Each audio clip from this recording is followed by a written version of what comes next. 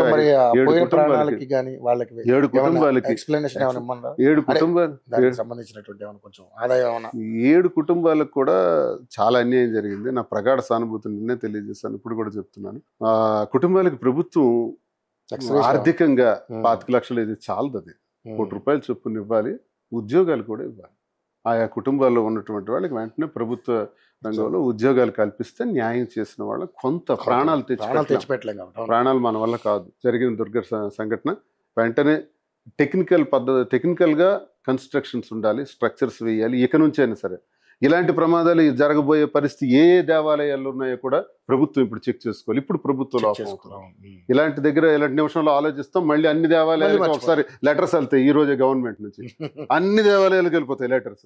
ప్రతి దేవాలయం దగ్గరికి వెళ్ళి అధికారి గోడ చెక్ చేస్తాడు. ఈ రోజు నువ్వు గోడే చెక్ చేస్తున్నావు, స్టెప్స్ చెక్ చేయి, బోర్స్ చెక్ చేయి, ఆ లోపల ఉన్నటువంటి స్ట్రక్చర్స్ అన్ని కూడా ఒకసారి చెక్ చేయాలి. అది అక్కడ ప్రమాదం జరుగుతుంది, అవన్నీ పడుతుంటాయి, అవన్నీ చెక్ చేయాలి, అన్ని చెక్ చేయాలి. నీ బాధ్యత అది.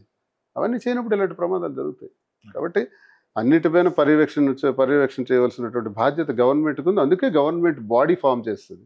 ఆ బాడీ ఏం చేస్తున్నారు ఫైనల్గా సార్? ఇక ఇప్పుడు మీ పదవీ కాలం ఇంకా 2 సంవత్సరాలు ఉంది.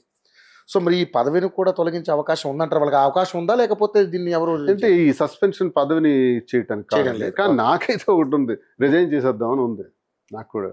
ఇందులో ఉండడానికి కూడా సస్పెండ్ అయిన తర్వాత ఎమ్మెల్సీగా నేను ఎందుకు ఉండాలి, రిజైన్ చేసేస్తామని అనుకుంటున్నాను. కానీ కొంతమంది పెద్దలు నాకు, నువ్వు రిజైన్ చేయటం వల్ల ప్రోస్ అండ్ కాన్స్ కూడా ఒకసారి ఆలోచించు, ఇది ఎవరికి ఉపయోగం అవుతుంది, ఎవరికి నష్టం జరుగుతుంది, ఎవరికి లాభం జరుగుతుంది, ఈ టైంలో ఇది ఏ పార్టీకి అనుకూలత అవుతుందో అన్నది ఒకసారి ఆలోచించుకొని చెయ్యి brother.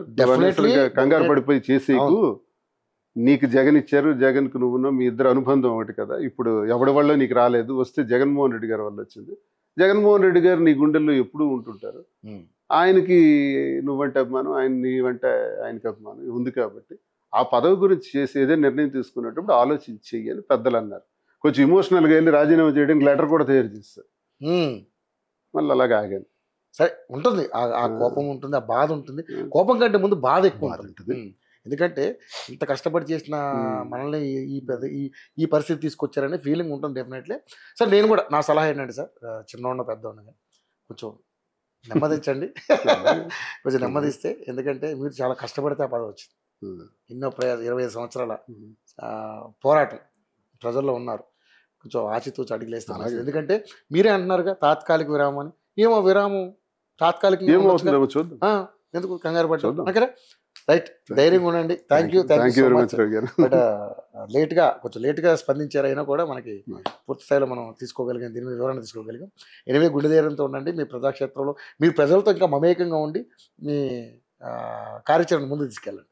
Thank you sir, thank you so much. So Duvvada Srinivas గారు, సరే ఆయన దాదాపుగా 2006 నుంచి ఆ నియోజకవర్గంలో ఎన్నో వివక్షలకి గురవుతూ వస్తున్నప్పటికీ కూడా సరే పార్టీని నమ్ముకుని పనిచేసిన పార్టీ ఈరోజు పక్కన పెట్టడం అనేది ఎవరికైనా బాధ కలిగించే విషయమే. బట్ ఆయన చాలా ధైర్యంగా ఉన్నారు.